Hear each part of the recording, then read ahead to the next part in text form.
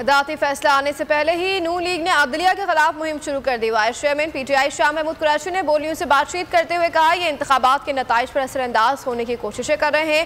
سب کو پتا ہے کہ عدلیہ کے خلاف مہم کے پیچھے کون ہے۔ بابر اعوان بولے کہ جو لوگ عدلیہ کو گالیاں دے رہے ہیں مریم ان کو فالو کر رہی ہیں۔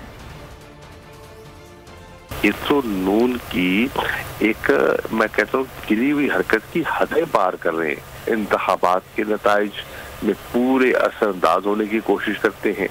اگر آپ سپریم کورٹ کے فیصلے کو تسلیم نہیں کریں گے تو یہ تو پھر ملک میں آپ اینارکی پھیلا رہے ہیں۔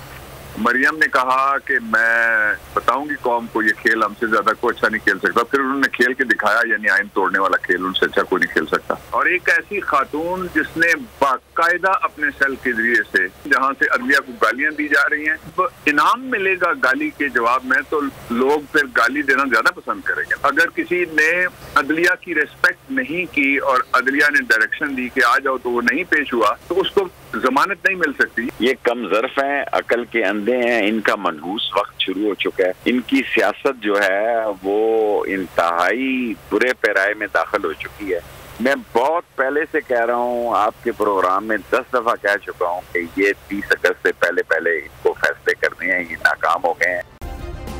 سبسکرائب کریں اور بیل دبائیں تاکہ کوئی خبر رہ نہ جائے۔